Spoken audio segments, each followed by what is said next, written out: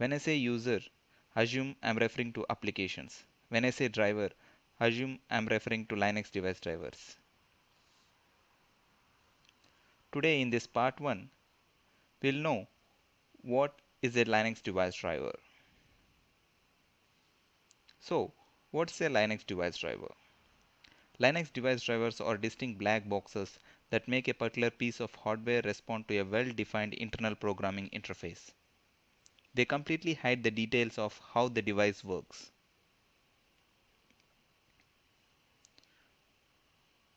Figure here will give you the exact picture about device driver definition. When user application wants to access hardware information, it accesses through Linux device drivers. One may ask, what is the need of Linux device driver? Why can't the user application access hardware directly? Allowing a user application to directly access hardware is very dangerous and not secure. So, Linux kernel restricts the user space applications to directly access the functionality of a particular hardware. Only one secure way for a user applications to access hardware information is by using Linux device drivers.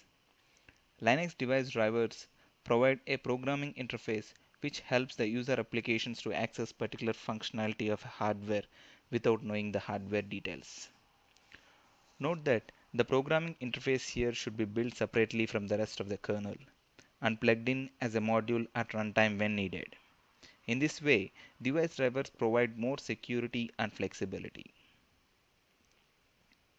Points to note while writing a device driver. While writing a driver to a specific device, remember that each driver is different. As a driver writer, you need to understand your specific device well. You need to gather all information like datasheets, design documents, and schematics of your device from device vendor. What's the role of device driver? As stated earlier, user activities are performed by means of a set of standardized calls that are independent of specific driver. Mapping those calls to a specific operations that act on real hardware is then the role of device driver. What does this mean? When a user application needs particular information of hardware, it uses system calls provided by Linux device driver to access the information. The way in which this system call mappings are done to the device specific operations that act on real hardware is the role of device driver. In this part, we will learn about following topics: system memory, kernel space and user space, kernel space and user space interaction. Also, we'll learn about kernel modules like static modules and dynamic modules. So, let's start with our first topic, system memory.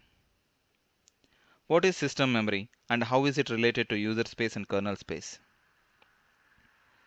In Linux, system memory can be divided into two distinct regions, kernel space and user space. We all know that every system has certain amount of memory.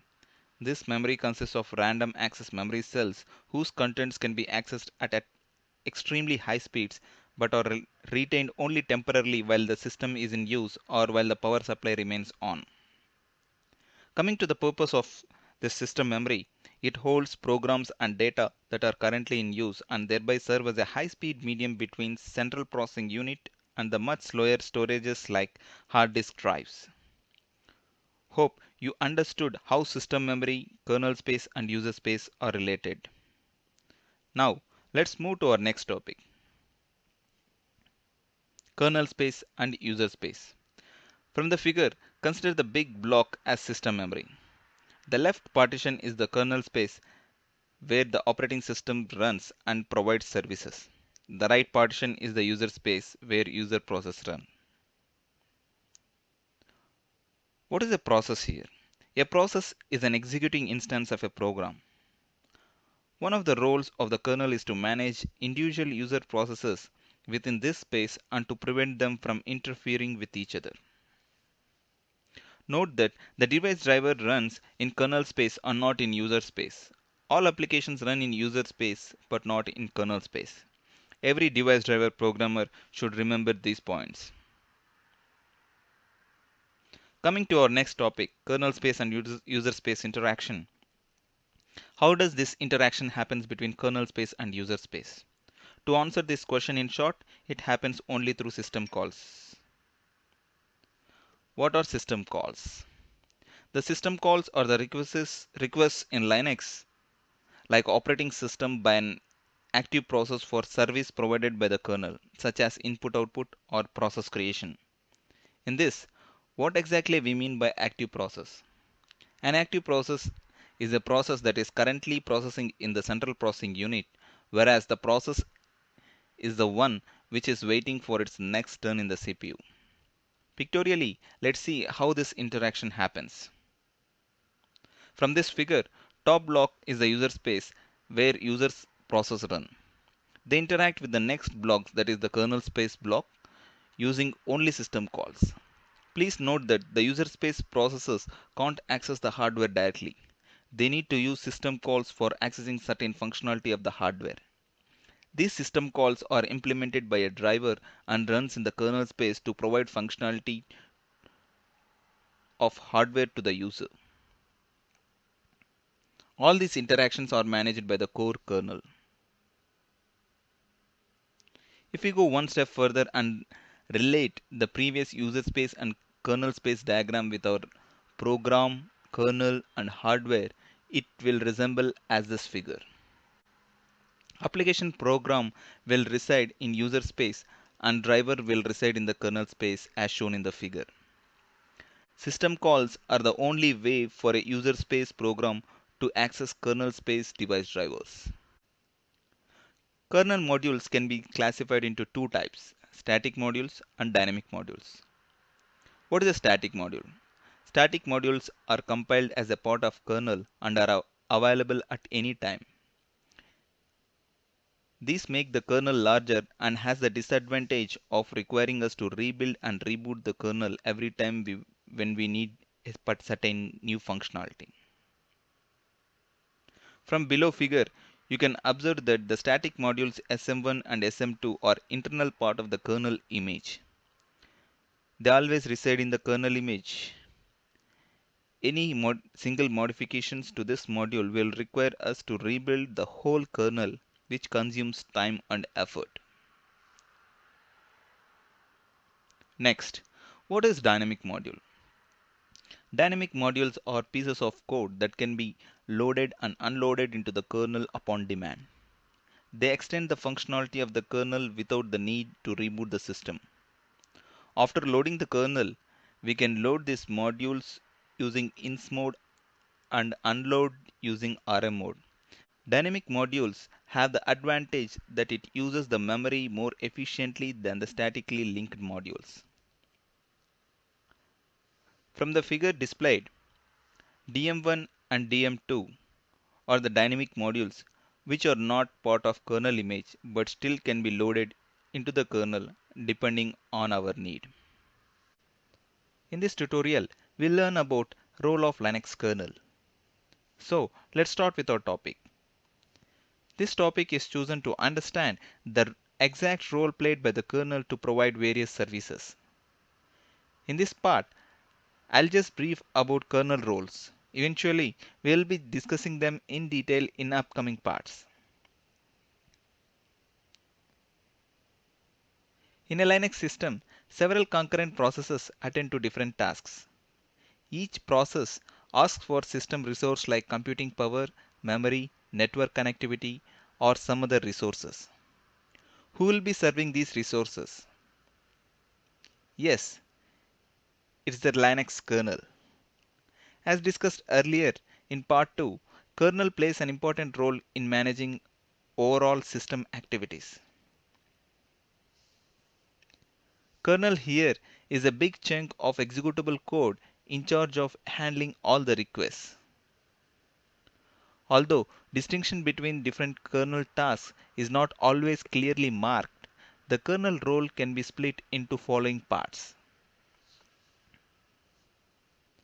process management, memory management, file system, device control, and networking. Before discussing these 5 parts, let's have a look at the diagram, where all the components are marked along with other kernel entities. As you can see from the diagram, these kernel roles fall under system call interface layer, acting as an interface between various kernel components and user space applications. System call interface layer is exposed to user application layer. User application uses the system call interface as a means to access particular hardware functionality through device drivers. With this figure as reference, let's discuss 5 parts of kernel roles in brief. First, let's talk about process management. As a part of process management, kernel is in charge of creating and destroying processes and handling input and output operation. Communication among different processes happens through various mechanisms called inter-process communication mechanisms.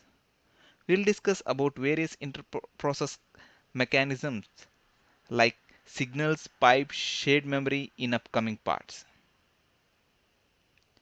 In addition, the scheduler which controls how processors share the CPU is a part of process management. More generally, the kernel process management activity runs several processes on the CPU or multiple CPUs. Let's move on to memory management. Memory management looks at how the kernel manages physical memory. Memory is a major resource, and the policy used to deal with it is a critical one for system performance. The kernel builds up a virtual address space for all the processors on top of limited available resources. We'll be discussing about virtual address space in upcoming tutorials. The different parts of kernel interact with memory management subsystem through a set of function calls ranging from simple malloc or free pair to much more complex functionalities. Next topic is file systems. Almost everything in Linux can be treated as a file. Linux is heavily based on file system concept. The kernel builds a structured file system on top of unstructured hardware, and the resulting file concept is heavily used throughout the whole system. In addition, Linux also supports multiple file system types. That is, different ways of organizing data on the physical medium. For example, disk may be formatted with the Linux standard ext3 file systems or the commonly used FAT file systems or several others. Key point here to remember is almost everything in Linux can be treated as a file. Next, let's move on to this on our next topic, device control. Almost every system operation eventually maps to physical device. All device control operations are performed by the code that is specific to the device being addressed. Only the exception entities are processor, memory, and a very few other entities. What does this mean? It means in Linux every physical device is controlled by specific code called device drivers.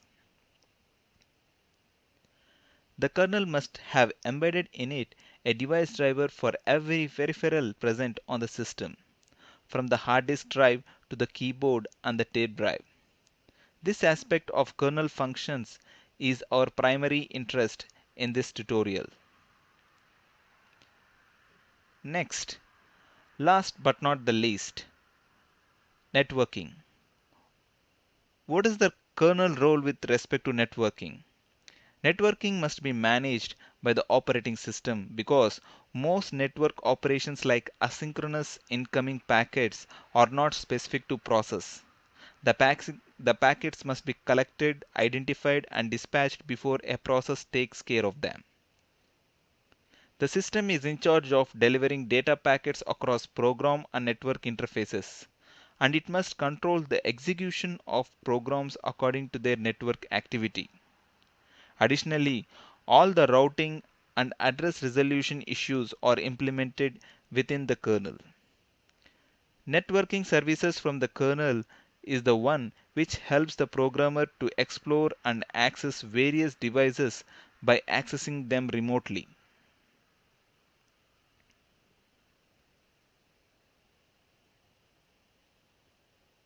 We'll discuss about Linux kernel modules, types of Linux kernel modules, which module type to choose while kernel programming, location of Linux kernel modules in a Linux PC or a device. Let's start with our first topic, Linux kernel modules. What exactly is a module in Linux? It's a piece of code that can be added to the base kernel. We'll be discussing about the base kernel in coming slides. If you are planning to add some code to the kernel, then it means that you are adding a module to the kernel. We can't just add code to Linux without any purpose. We add code to make a device like printer, Bluetooth, dongle, etc. to work. We call this piece of code as device drivers in Windows. Assuming many are familiar with Windows, we can draw one conclusion. As we have device drivers in Windows operating system, we have modules in Linux operating system. In short, device drivers are called modules in Linux operating system. Both terms can be used interchangeably. Before knowing about module types, we need to know about base kernel, user space, and kernel space. So, what is a base kernel? Kernel code which is compiled and loaded along with basic device drivers as a single entity is called base kernel. Note that all parts of base kernel will be loaded all the time. Once you have a working base kernel, it is good to leave it untouched as long as possible. Next, we'll discuss about user space and kernel space in Linux. From this diagram, base kernel along with kernel modules KM1 to KM10 fall under kernel space. Here KM1 and KM10 are just for examples. The name will differ in the real-time device drivers. User space applications fall under user space.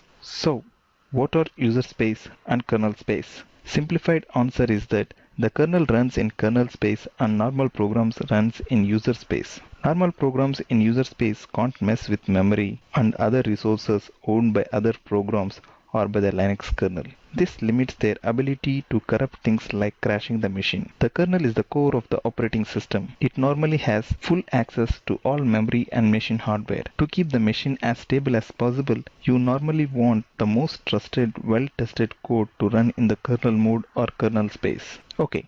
Let's learn about the kernel modules now. There are two types of modules. One is static module, the other is the dynamic modules. What is a static module? Static modules are those which are compiled as a part of base kernel and is available at any time. From the diagram, you can see that the static modules are part of the kernel image. They are compiled and loaded as a part of the base kernel image.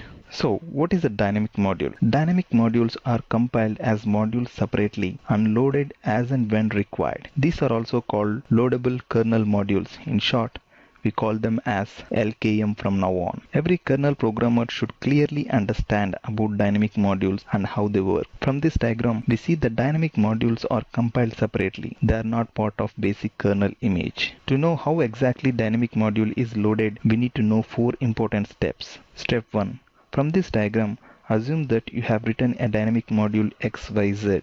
You will also write an application which tries to access the XYZ functionalities. This application sits in user space application and your driver sits in the kernel space. Step 2. Once Linux is up and running on your PC or an embedded device, you will dynamically insmode your XYZ module using an insmode command in Linux. You will be loading your XYZ module to the RAM during the runtime. We'll discuss about insmode in later sessions.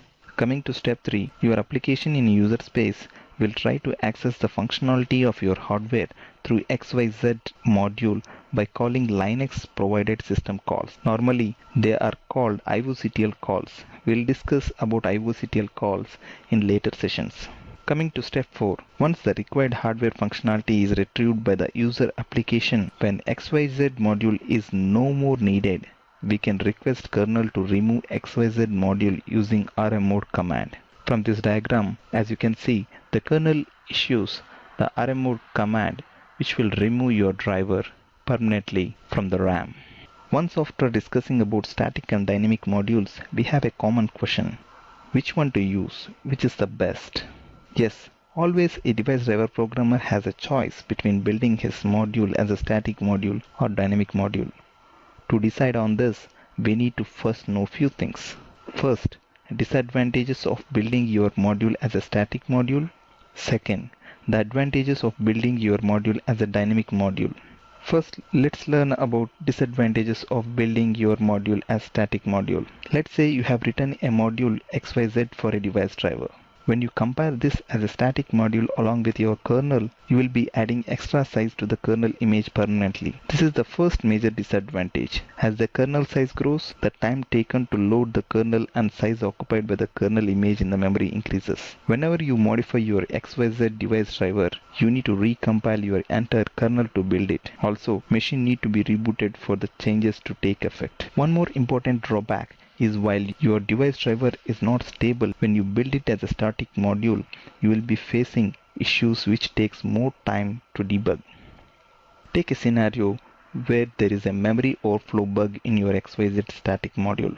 Once it is statically compiled and the kernel is loaded, at some point of time, the kernel may crash. In order to debug it, people may take hours or days to fix it. Also, your kernel, which includes this XYZ module as a part of it, will be useless till you fix the crash. This doesn't happen when you build your XYZ as a dynamic module. We'll see how in a short while. Coming to the advantages of building your module as dynamic module, let's say you built your XYZ module as dynamic module now. With this, you don't have to rebuild your kernel as often. It can be compiled separately. It saves you the time and spares you the possibility of introducing an error in rebuilding and reinstalling the base kernel. It can be loaded onto the kernel at runtime without having the machine to reboot. It saves you memory because you load them when you are actually using them. It can be unloaded anytime and hence no permanent effect on the kernel size. Since these are compiled and built separately from kernel, they are much faster to maintain and debug. Each dynamic module is made up of object code that can be dynamically linked to the running kernel by the ins mode program and can be unlinked by the rm mode program. Many have a misconception that dynamic modules are a bit slower than the static modules. I totally disagree with them because loading either one is simply a branch to the memory location where it resides. With information known till now, let's see the example which we discussed earlier about the overflow bug in your module. Assume this bug is present in your XYZ module which is built as a dynamic module. Once you boot up your Linux on your embedded device or PC, load your LKMs along with your XYZ dynamic module. After a while, when your system crashes because of overflow bug, to know if your XYZ module is causing the issue, you can just discard loading your XYZ module after next boot up and just load the base kernel along with your other dynamic modules and see if the system crashes. If the system doesn't crash, then it clearly shows that your XYZ module is the culprit and you can debug and fix the bug without any much headache. Remember, you can even use base kernel and other LKMs till you fix this overflow bug in your XYZ dynamic module. Let's repeat our earlier question. As a kernel programmer, which one do you prefer, a static module or a dynamic module? The answer will be a dynamic module. As a good kernel programmer, one should prefer building their module as a dynamic module. So, when to use static modules? Of course, there are times where one have to build something into the base kernel instead of making it as a dynamic module. Anything that is necessary to get the system up far enough to load dynamic modules must obviously be built into the base kernel. For example, the driver for the disk drive that contains the root file system must be built into the base kernel. Coming to our final topic, where will be the location of the Linux kernel module in Linux device or a PC? To see the current module types, just copy and paste this command in your Linux terminal or a console. Use the following command to list all the drivers for various devices. You can just copy this command and paste it in the Linux terminal or a console. Here ends the brief explanation about Linux modules.